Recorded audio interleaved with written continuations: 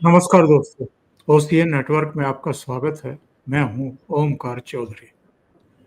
फारूक अब्दुल्ला का एक इंटरव्यू और उस इंटरव्यू के कुछ अंश वायरल हो रहे हैं। बहुत तड़प रहे हैं और इनकी तड़प किस चीज को लेकर के है? पाकिस्तानियों को वापस क्यों भेजा जा रहा है? आतंकवादियों के घर क्यों ब्लास्ट से उड़ाए जा रहे हैं? बाकी तो फारूक अब्दुल्ला की जो विचारधारा है, फारूक अब्दुल्ला के जो कार्यकाल में हुआ है जम्मू कश्मीर में, वो तो हम और आप बहुत अच्छे तरीके से जानते हैं और हम लोग डिस्कस भी करते रहे हैं। 90 के दशक में जब ये मुख्यमंत्री थे, तब इतने बड़े पैमाने पर वहां से हिंदुओं को, कश्मीरी पंडितों को अपने घर, जमीन, जड़ें, अपनी संपत्ति सब कुछ छोड़ छाड़ करके आज भारत के अलग अलग हिस्सों में, जिसको कहते हैं ना कि अपने ही देश में शरणार्थी जैसा जीवन बिताने के लिए अभिशप्त होना पड़ रहा है। उस समय फारूक अब्दुल्ला मुख्यमंत्री थे और अब तो ये सर्व विदित है कि उस समय ये अपनी ससुराल लंदन में मौज मस्ती कर रहे थे, जब यहाँ आतंकवादी हिंदुओं को टारगेट कर रहे थे। कन्वर्ट हो जाओ, या तो कश्मीर छोड़ दो, या मरने के लिए तैयार हो जाओ। ये तीन ही चीजें उस समय कश्मीर घाटी में गूंजती थी, या फिर बंदूकें, राइफल और AK-47 गूंजती थी, और या फिर लोगों की चीखें सुनाई पड़ती थी। ये जो इंटरव्यू है, ये अमन चोपड़ा ने लिया है TV18 के लिए। उसके कुछ ही अंश सामने आए हैं और उन्हीं से पता लग रहा है कि पहलगाम की घटना के बाद मोदी सरकार ने जो फैसला किया है कि जितने भी पाकिस्तानी यहाँ हैं, पाकिस्तानी पासपोर्ट होल्डर, वो 48 घंटे के भीतर भारत छोड़ करके वापस चले जाएं। फिर ये समय सीमा बढ़ा करके 30 अप्रैल तक कर दी थी।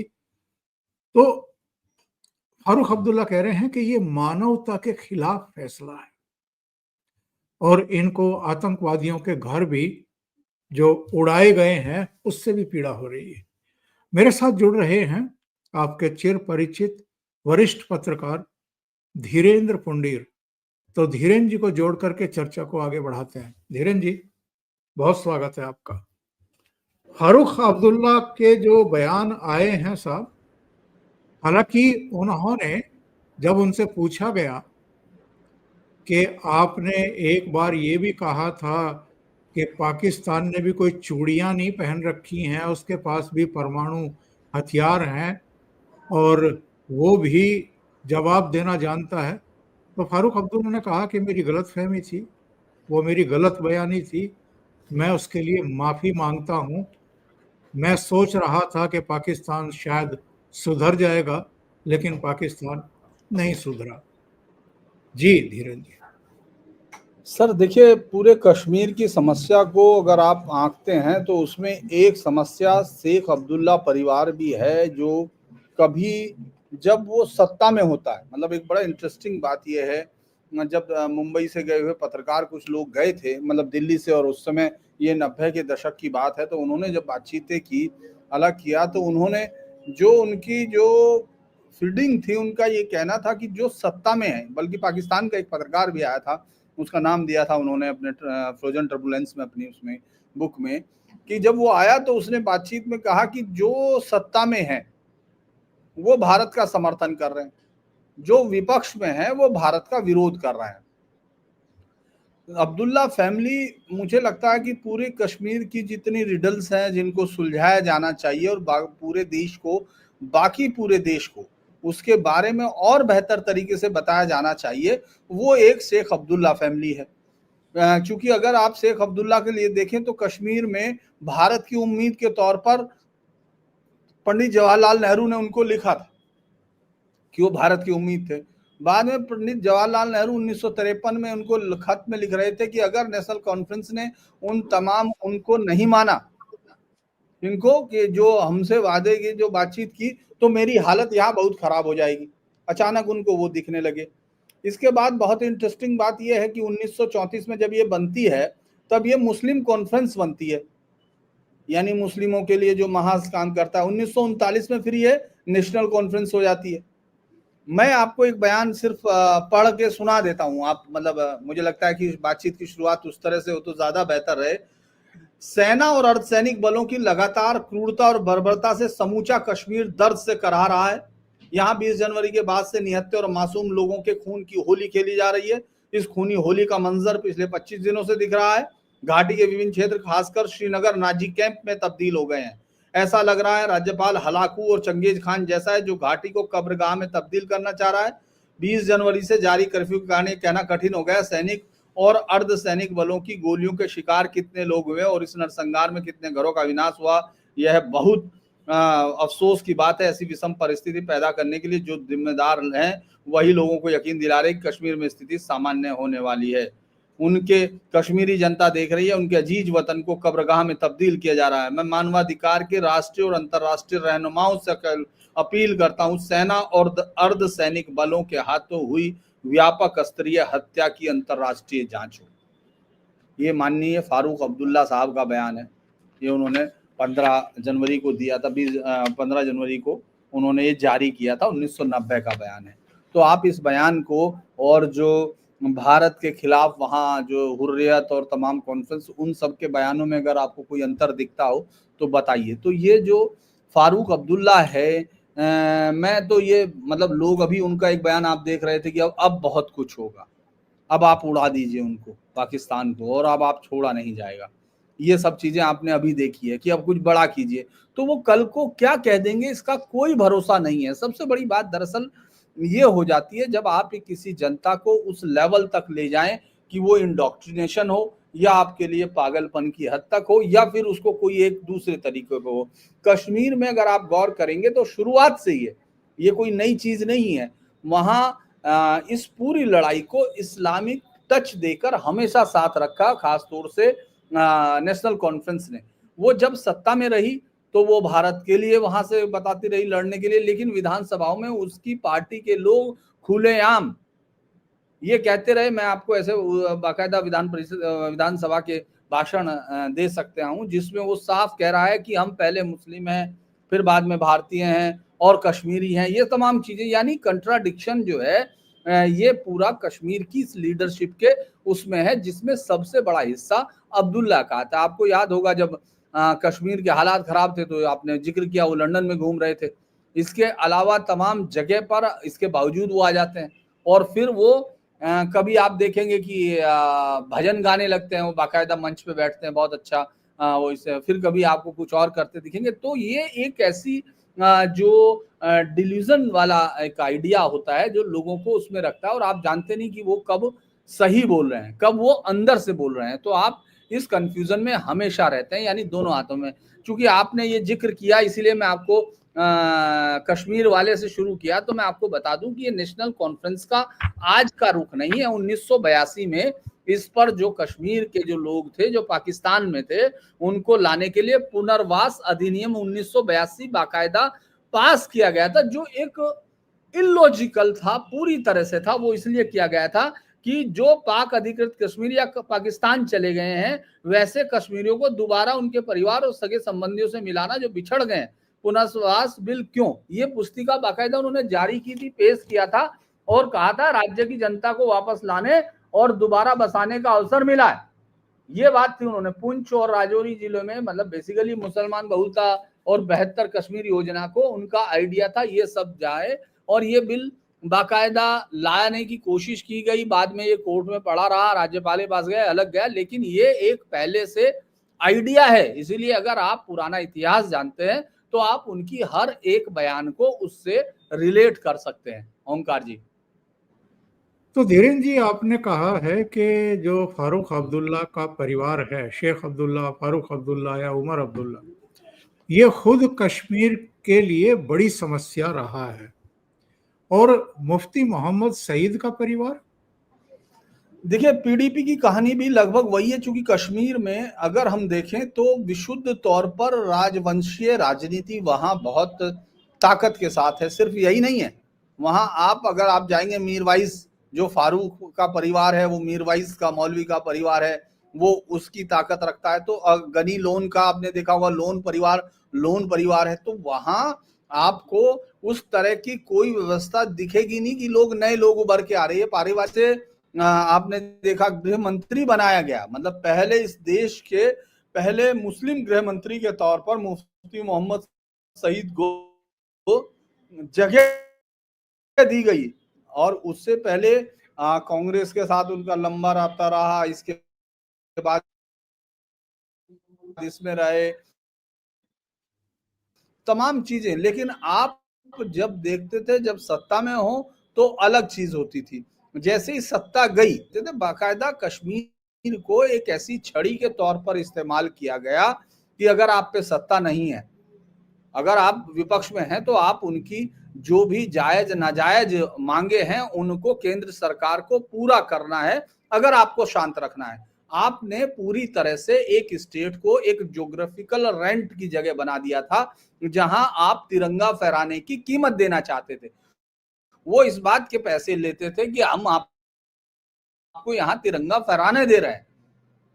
उन्होंने कभी स्टेटहुड, मतलब ये बहुत ही टफ, क्योंकि मैं देख रहा था आज भी एक दूसरे चैनल पे, मैं नाम नहीं लूंगा, लेकिन मतलब एक वही जो वायर, मैं फिर भी ले देता हूँ, जिसमें अनुराधा भसीन जो कश्मीर टाइम्स की वो मैनेजिंग एडिटर है, वो उनकी किताब भी डिसमेंटल वो करके एक कश्मीर है स्टेट, डिसमेंटल स्टेट करके, उसमें भी वो बहुत सारे ऐसे अनर्गल, वो आज जब उनसे पूछा, उसमें भी वो सवाल में पूछ रहे थे कि क्या हो रहा है, तो उन्होंने कहा कि कश्मीर में लोगों को, चूंकि ये कहा जा रहा है टूरिज्म हो रहा, तो ये होना था क्योंकि वो लोग परेशान हैं। आपने उनसे स्टेटहुड ले लिया, आपने उनके रिलेशन सिस्टम खत्म कर दिया। मतलब आप ये सोचिए किस तरह का इकोसिस्टम आज भी ओंकार सर काम कर रहा है।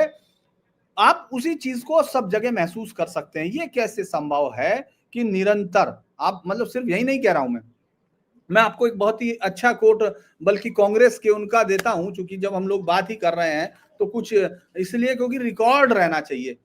जो 1984 को 15 एक विरोध प्रदर्शन हुआ फारूक अब्दुल्ला के खराब शासन के खिलाफ, कांग्रेस आई ने प्रदर्शन किया था। इसमें 15 जनवरी 1984 को 4 लोग कांग्रेस समर्थक मारे गए थे। कांग्रेस पार्टी की जो मनोदिशा थी, वो पूर्व मंत्री मोहम्मद शफी कुरैशी ने इस तरह कहा, और जब आप आजाद हिंदुस्तान के नारे लगाते हैं तो आपको गोली मार दी जाती है, लेकिन जब आप पाकिस्तान जिंदाबाद और भारतीय कुत्ते वापस जाओ के नारे लगाते हैं तो आपकी खुशहाली होती है और इसका पूरा फायदा उठाते हैं। ये उन्होंने उस समय कहा। और फारूक अब्दुल्ला ने क्या कहा कांग्रेस को धमकाते हुए कि यदि हमको उदारता पूर्वक वित्तीय सहायता नहीं दी तो सहायता के लिए वह सऊदी। मैं आपको ये, दरअसल जो भी मैं कह रहा हूं उसके आपको मैं बार बार कहता हूं कि लोगों को ये समझ में नहीं आता है। जो पुरानी पीढ़ियां गुजर गई होती हैं, उनकी मौजूदा पीढ़ी के साथ एक रिश्ता होता है, अलिखित रिश्ता, जिसमें वो बताती हैं कि हम कैसे गए थे। अब आप उस रिश्ते को काट देना चाहते हैं, आप उधर मुड़ के सुनना नहीं चाहते, तो ये आपकी गलती है। जिन लोगों ने आपके लिए अपना समय दिया, बलिदान दिया, वो अपनी तरफ से आपको कहानी सुनाते हैं। कश्मीर ऐसी उलझे हुए रास्तों की कहानी है, आप अभी तक ये तय नहीं कर पाए थे। चूंकि जैसे हम लोग ये बात करते हैं 370 पे भी, तो आपने देखा होगा 370 भी एक अधूरा एजेंडा पूरा करके सरकार ने भी रख दिया कि हटा तो दिया, लेकिन जो बेसिक सॉल्यूशन है उस पर नहीं गए।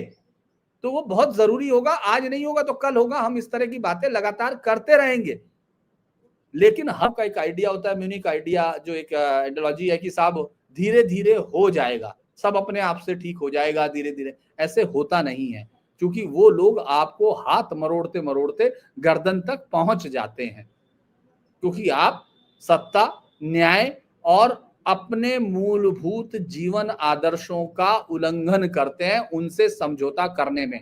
ये बात आपको इन दोनों परिवारों के साथ, चूंकि आपने पूरे कश्मीर को एक आदमी में बदल दिया, बल्कि मैं शेरे कश्मीर, और यह 1977 में संजीव रेड्डी गए थे, उन्होंने ये उसको कहा कि ये शेरे कश्मीर और लायन ऑफ कश्मीर, इस तरह की चीजें की गई। तो आपके लिए वो स्टेट तो कुछ रहा नहीं, वहां वो क्या बता रहे हैं कुछ मालूम नहीं, वहां तमाम चीजें ये फैमिली क्या तय कर रही है वो आपको मालूम नहीं। आपने कुछ फैमिलियों को तय किया कि हमको एक विशाल जनता से नहीं राबता नहीं करना है, हमको आतंकियों से सीधा टकराना नहीं, हमको सीधी बातें नहीं, हम इन परिवारों को दे देंगे, कुछ ले दे के मामला सुलझ जाएगा।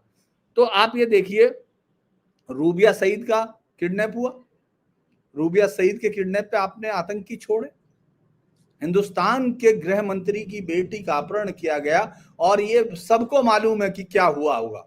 बाद में सब आ गया, लेकिन आपके लोगों ने नहीं लिखा।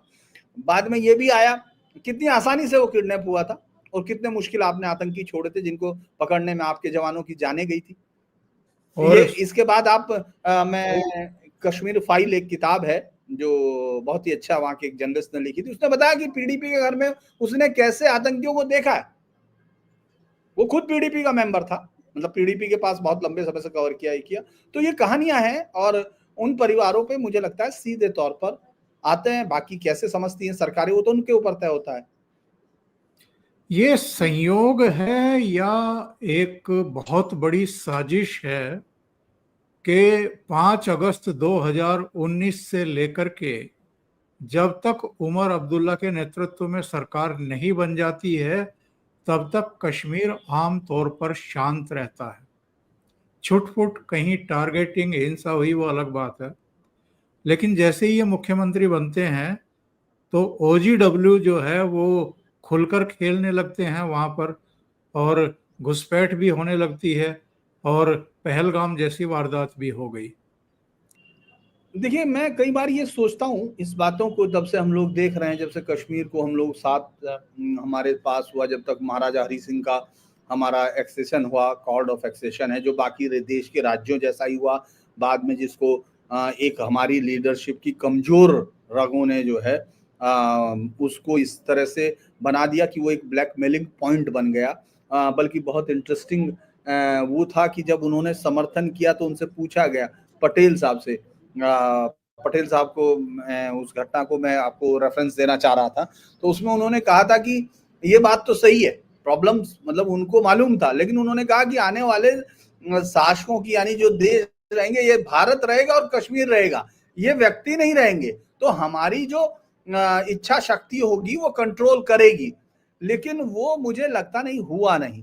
तो आप जब भी देखेंगे कोई भी सरकारों में आप देखिए किस तरह से बल्कि इनके पिता को देखिए 26 जनवरी तक नहीं मनाने दी गई थी। 14 मतलब 26 जनवरी को बड़े लेवल पे 1990 में ये कोशिश की गई थी कि वो पूरी तरह से विफल कर दिया जाए, आतंकियों को खुली छूट दी जाए, वो जुलूस निकाले। 14 अगस्त को वहां पाकिस्तान के झंडे फहराए जाते थे। इस तरह की सारी चीजें आपको दिखाई देंगी, और ये हमेशा तब होता रहा जब जनतांत्रिक सरकारों को आपने जगह दी।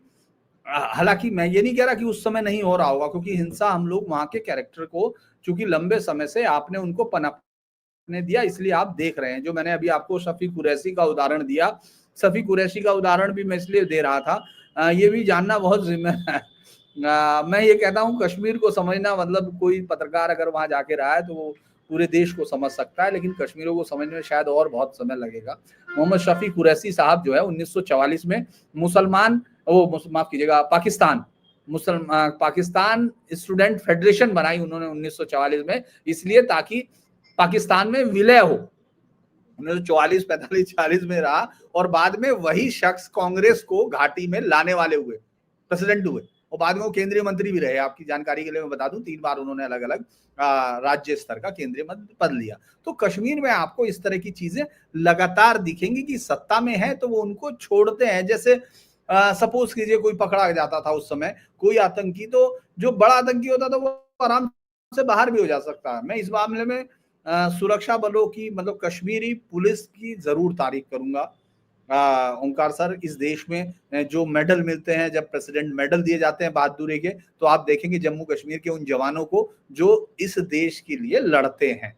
बहुत सारे उसमें ब्लैक शिप्स है, बहुत सारे कुछ ऐसे भी होंगे, लेकिन वो लड़ते हैं। लेकिन सरकारों का जो पॉलिटिशियंस है उनका कोई रुख आपको साफ नहीं दिखेगा जब वो सत्ता में होंगे। जो मैंने आपको दोहराया, ये वहां का ध्रुव सत्य है। आप चाहे इतने चीजों को, उसके लिए आपको डॉक्यूमेंट्स देखने होंगे और वो डॉक्यूमेंट्स अपने आप गवाही दे देंगे कि अगर हम सत्ता में हैं तो हमको दिल्ली के लिए बोलना है, हमारी बोली में दिल्ली के लिए कोई आवाज होनी चाहिए। जैसे ही हम विपक्ष होंगे तो हमारी आवाज में इस्लामाबाद की आवाज आनी चाहिए। वो चीज, जैसे रावलपिंडी की सड़कें खोल दें, रावलपिंडी तक जाने वाली सड़क हो। दूसरा जरा इंटरेस्टिंग है, नदियों वाला किस्सा चल रहा, तो ये भी नेशनल कॉन्फ्रेंस और उन सब के उसमें रहता था, वहां के कॉन्फ्रेंस के लोग मांगते थे कि भाई नदियों का फ्री फ्लो जो है पाकिस्तान की तरफ जाना चाहिए और ये नहीं रोका जाना चाहिए, इस पे कोई डैम नहीं बनना चाहिए, ये उनकी मांगों में शामिल होता था, वो मार्च निकालने के लिए करते थे। तो ये हमको खासतौर से हिंदुस्तान को ये समझना पड़ेगा कि आपको, जब आप ऐसा छोड़ नहीं सकते हैं कि वो जगह जो डिवीजन हुआ, उस जगह के डिवीजन करने के कारण क्या थे, आपके लोगों को पढ़ना पड़ेगा, जगना पड़ेगा और समझना पड़ेगा कि कश्मीर सिर्फ और सिर्फ एक स्टेट का मसला नहीं है। कश्मीर एक ऐसी अमृत नाभी है जो भारत के होने की गारंटी है, सुरक्षा की है। तो आपको वहां किसी भी कीमत पर, उसके लिए आप हर कीमत अदा करने के लिए आपको तैयार होना चाहिए। ऐसा नहीं है कि आप किसी एक पॉलिटिकल पार्टी और उसके आदमियों पे छोड़ दें, नहीं। जब आप अपने ग्रिड शो करते, देखिए इस सरकार ने 2019 में अपनी एक ग्रिड शो की सर, आपको याद होगा, मैं चूंकि उदाहरण दे रहे हैं तो मैं पर्सनल दे देता हूं कि मैं बैठा था और चूंकि मैं बहुत ही नेशनल चैनल में रहा, उसमें जो उसमें बड़े हैं और मैं वहां कश्मीर कवर करता रहा, तो वहां के सारे जर्नलिस्ट जो हैं जिनके साथ मेरी राब्ते होते रहे, अच्छे लोग थे, नेशनल चैनल्स में थे, तो वो बहुत गुस्से में, जब मैं गए, चूंकि 5 अगस्त को वहां, तो 3 अगस्त को हम लोग थे वहां, 2 से 3 अगस्त से शुरू हो गया था, सब बंद हो गया। तो जब ये हटा दिया गया, 1-2 दिन हम बिल्कुल खाली लाइव दें तो क्या दें, सड़कों पे सारी चीजें बंद, वो सब 1-2 जगह इधर से उधर मूवमेंट पूरी रिस्ट्रिक्टेड, तो पास हम लोगों के पास थे, कुछ लोगों को शुरुआत में मिल गए थे, उनमें मैं भी था। तो फिर मैं अपने उन पुराने मित्र के पास गया, तो उन्होंने मुझे कहा कि दादा आप देखना अब क्या होने जा रहा है। हमने कहा क्या होने जा रहा है? तो उन्होंने कहा यहाँ से घाटी से 500 लड़के निकलेंगे, पूरे देश को दहला देंगे और बहुत सारे लोगों की जानें जाएंगी, ये जाएंगी। तो मैंने सोचा कि ये कहना क्या चाह रहे हैं, तो मैंने उनसे पूछा कि इससे क्या फर्क पड़ेगा? अच्छा वो 500 लोग तो मर जाएंगे, फिदाइन होंगे? वो तो कह रहे हैं हाँ मर जाएंगे। तो मैंने कहा भारत की आबादी के हिसाब से तुम अंदाज लगा लो किसका नुकसान ज्यादा हुआ। तो वो समझे नहीं, लेकिन मैं ये बताने की कोशिश कर रहा था, वहां हर आदमी का ये रुख था कि जैसे ही हम 370 हटाएंगे ना, तो जैसे पूरा, जैसे याद होगा आप, फारूक अब्दुल्ला साहब, उन्हीं की बयान याद है ना कि अगर दम है तो हटा के दिखा दो मोदी और वो, है ना, झंडे नहीं पकड़ पाएंगे। तो वो, चूंकि आप जब ये स्टेब्लिश करते हैं कि हाँ रिट है हमारी, हम ये चाहते हैं कि नुकसान अगर आप करोगे तो आपको ज्यादा होगा, तो आप इवेल्युएट करते हो। लेकिन मैंने आपको सफी कुरैशी का जो बयान सुनवाया, जो साफ तौर पे ये आपको वहां जाकर मिलेगा, मैंने बहुत सारे लोगों से बात की, अलग अलग लोगों से कश्मीर में बात की, जिसमें से वो लोग भी थे, वो सेम वॉइस भी थी जो ये कहती थी कि हम हिंदुस्तान के पक्ष में थे, क्योंकि हमारे पास हिंदुस्तान में मिलने के बहुत सारे कारण थे, लेकिन हम लोगों की तरफ दिल्ली ने देखा ही नहीं। मतलब शुरू में दिल्ली ने उन लोगों को चुना जो लोग जिनसे आप डील कर सकते थे, और वो ब्रोकर थे, पावर ब्रोकर्स आपने सेलेक्ट किए। तो लिहाजा उनको जब भी नुकसान पहुंचेगा, मान लीजिए कोई धंधा अगर खराब होता है, आपने देखा होगा, तो वो व्यापारी जिसके पास वो ठेका होता है वो बर्बाद करने की कोशिश करता ही है। तो वो सब हम बार बार देखते हैं, ये आपको हर में दिखा जी। और ये जो अमन के साथ बातचीत करते हुए इन्होंने टिप्पणी की है, फारूक अब्दुल्ला, आतंकवादियों के घर बम से नहीं उड़ाने चाहिए थे। एंकर, तो उन्होंने पुलिस को क्यों नहीं बताया? फारूक अब्दुल्ला, अब बेटा शराब पिएगा तो क्या बाप को बताएगा? शराब पीना और लोगों को मारना इनकी दृष्टि में बराबर है। दरअसल अभी बहुत सारी चीजों में इस लोकतंत्र को कम से कम हिंदुस्तान में परिपक्व होना था। इसको बहुत सारी चीजें सोचनी थी कि 2001 के बाद अमेरिका ने क्या किया था, पैट्रियट एक्ट में क्या किया था। आपको ये देखना पड़ेगा कि ग्लोबल वार ऑन टेरर जब शुरू हुआ था तो उन्होंने क्या क्या किया था। आप जो लोग वहां की 3600 या कुछ इतना है जो आंकड़ा है उनका, वो 4000 से नीचे है। आप इतने लोगों को हमेशा खोते रहे हो, लेकिन आपके लिए वो आज तक ये तय नहीं हुआ, क्योंकि जो आतंकी या इस तरह के लोग या इन्होंने जो इकोसिस्टम क्रिएट किया उसने आपके लोकतांत्रिक मूल्यों का बहुत अच्छे से अपने हक में इस्तेमाल किया। यानी हिंदुस्तान के खिलाफ वो ताकतें ज्यादा इस्तेमाल हुई जिनको इसलिए बनाया गया था कि वो देश को मजबूत करेंगी। आप अदालतों का इस्तेमाल देखो, रात को याकूब के लिए खुल सकती है अदालत, अफजल इतने दिन तक लड़ सकता है, आप अजमल कसाब के लिए आप देख सकते हैं, आपको सारे मानवीय, लेकिन आप रोज हजारों लोग ऐसे रोज की बात कर रहा हूं जो 34-34 साल तक जिनकी पेंडिंग पड़ी है अपीलें, क्योंकि आपने सिस्टम ऐसा क्रिएट किया कि सुप्रीम कोर्ट इस तरह की चीजें वहां से आए। भाई सबसे बड़ा उदाहरण तो हाल फिलहाल का नूपुर का केस से बड़ा उदाहरण तो आपके पास कोई हो नहीं सकता ना। जिन्होंने गर्दनें काट दी उस पर नहीं आप सुन रहे, मुर्शिदाबाद पे आपका स्यो मोटो नहीं है, कहीं नहीं है। तो ये सिस्टम के क्रिएट होने की बात है। जो वो कह रहे हैं कि साहब उनके घर नहीं उड़ाए जाने चाहिए, क्योंकि आप वहां गए नहीं है। आप वो तो एक स्ट्रेटजी से बोल रहा है, लेकिन जो बाकी इसके हक में खड़े हुए लोग हैं या जो वहां शिकार होके आगे अब लोग वो कह रहे कि साहब हमको कश्मीरी के या मुस्लिमों के अगेंस्ट नहीं दिखाना चाहिए या फला नहीं दिखाना चाहिए, ये उनकी गलती नहीं है।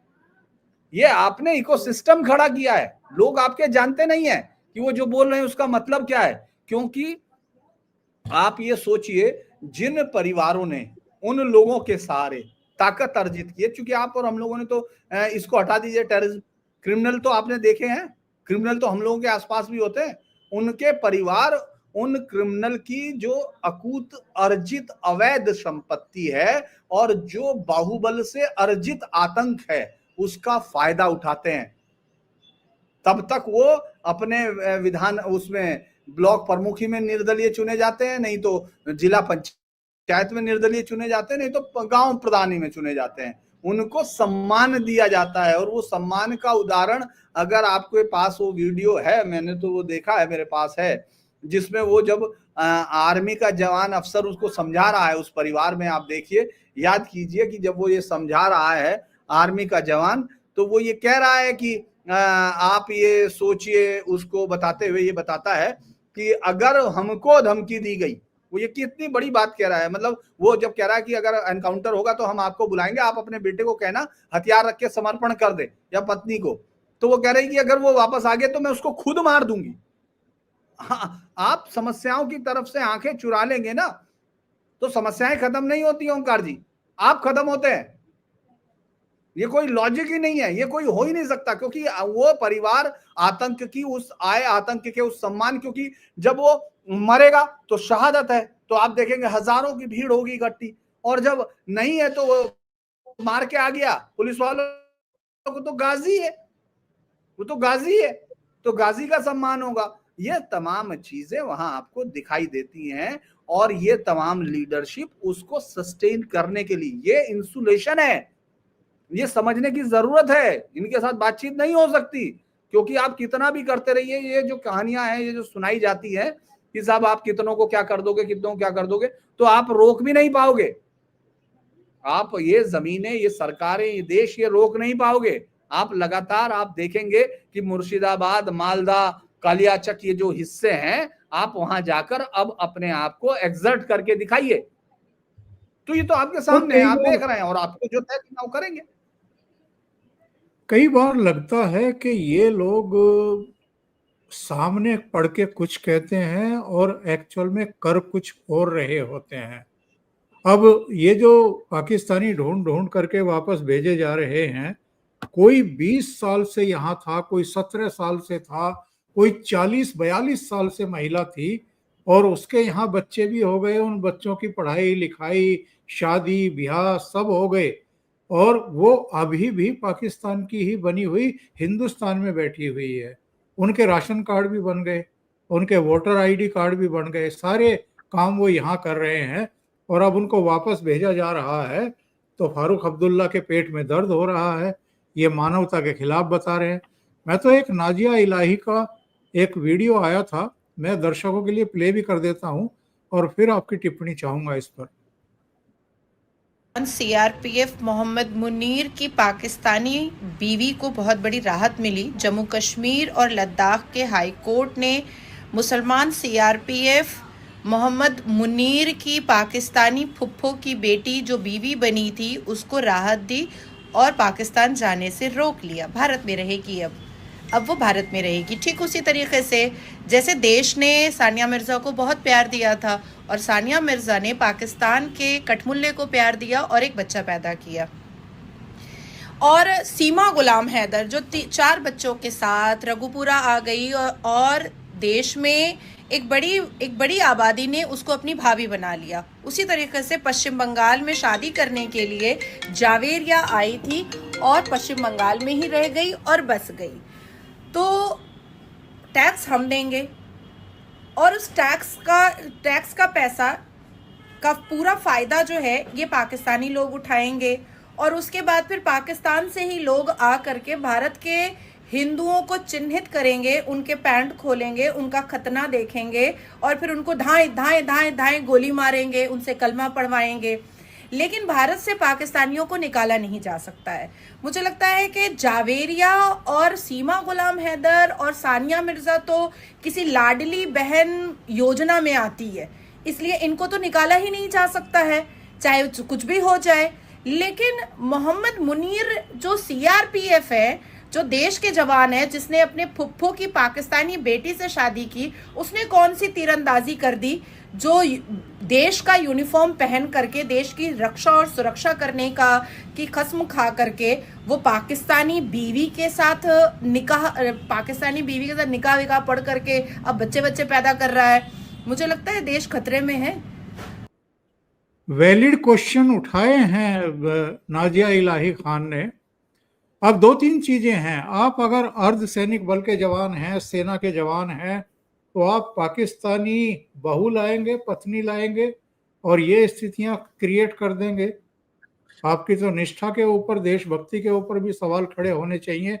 और एक ल्यूप होल है, ये सीमा हैदर हो या उसकी फूफी की बेटी हो जिससे वो पाकिस्तान से ब्याह करके लाया, ये सारे के साथ, और फिर कोर्ट हाजिर है रोक लगाने के लिए और उनको वापस जाने से रोकने के लिए, जो आदेश जारी किया उस पर रोक लगाने के लिए। ये कितनी बड़ी समस्या है साहब। चलिए, मैं आपको, आप फिर कहेंगे, आज मैं दर्शकों को जो है, हमारे दर्शकों को ये बता देना चाहता हूं कि वो रेफरेंस से जाएं, ऐसे नहीं कि मैं सिर्फ ऐसे ही बयान दे दूं। जम्मू कश्मीर उच्च न्यायालय के पूर्व मुख्य न्यायाधीश मुफ्ती बाहुद्दीन फारूकी, उन्होंने 1990 में जनवरी में एक मंडामस जून 90 में एक समादेश याचिका दायर की। उसमें क्या कहा सुनिए। वो इस देश के एक राज्य के मुख्य न्यायाधीश, सुन लीजिए आप उसको, समादेश याचिका में लगभग 42 साल पहले भारत ने राज्य के आवाम की घोषित इच्छा के विरुद्ध जम्मू कश्मीर को चालाकी, धोखे और बल प्रयोग द्वारा अपने में मिला लिया। अब आप इसके बाद आप अगला सुन लीजिए। उसी समादेश याचिका में मुफ्ती बाहुद्दीन ने आगे जोर देकर कहा कि राज्य की आवाम ने दुर्व्यवहार को सहा है, उन्होंने अपनी दृढ़ इच्छा से जंग आजादी को जारी रखा है। जैसे ही भारतीय सेना ने कश्मीर में अपने कदम रखे, वैसे ही इसने आजादी के लिए लड़ने वालों पर जोरदार धावा बोल दिया और राज्य में आतंक का राज कायम कर दिया। इसके अलावा भी आप सुन सकते हैं। और ये पूर्व न्यायाधीश नेशनल कॉन्फ्रेंस के सदस्य भी रहे, जिनके आप फारूक साहब को लेकर चर्चा कर रहे हैं। उनका कहना यह है कि पाकिस्तानी लुटेरे स्वतंत्रता सेनानी थे और भारतीय सेना वहां कश्मीर को बचाने नहीं, आतंक का राज कायम है। भारत सरकार ने अपने बल से पाकिस्तान को कमजोर करने, अपने रास्ते से हटाने और कश्मीर पर अपना वर्चस्व बनाए रखने की अपनी योजना पर काम किया। क्या मुझे लगता है इस सवाल का जवाब इससे भी ज्यादा कुछ दिया जा सकता है जो नाजिया इलाही ने उठाया कि कोर्ट ने छोड़ दिया। कोर्ट को इस सवाल करने की जरूरत नहीं है कि कैसे सुरक्षा बल के जवान की वाइफ वो हो सकती है, और इतने सालों तक आप कम से कम नागरिकता नहीं ले पा रहे।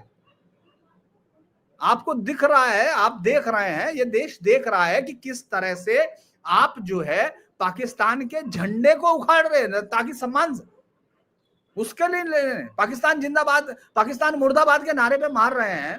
दरअसल कई बार क्या होता है कि एक, वैसे तो नज्म की वो लाइनें, वो गजल की एकदम वो है कि कोई कैसे बचाए उसे डूब जाने से, वो कोई कैसे बचाए उसे फरेब खाने से, वो डूब जाने से, दिल वो जो बाज ना आए फरेब खाने से। ये कंटिन्यू इनकी कहानी है। इतिहास से इतनी दुश्मनी है क्योंकि वो समझना ही नहीं चाहते। क्योंकि पहले ये बात ओंकार जी आपके समय में कही जा सकती थी, कुछ हद तक मेरे समय तक भी सही थी, कि हमको बताया नहीं गया, हमको वो किताबें नहीं दी गई या हमने, लेकिन अभी तो पूरी दुनिया के सामने है, आप पूरी दुनिया में देख रहे हैं। कश्मीर की कोई भी जाके किताब पढ़ लीजिए, आपके पास हजारों किताबें हैं, लेकिन आपको लगेगा कश्मीर नामा लिखने वाला अशोक पांडे जो है बहुत ही सत्य का प्रार्थी है। वो सीधा दिखता है वो लोग क्या कर रहे हैं। अगर आप पढ़ना चाहेंगे तो आपको पता चल जाएगा कि हर जगह भीड़ होती है, बिके हुए लोगों की भीड़ होती है। अच्छा एक बात बताइए, मान लीजिए मेरे पिता स्वतंत्रता सेनानी थे और मैं गद्दारी करूं तो क्या मुझे माफ कर दिया जाए?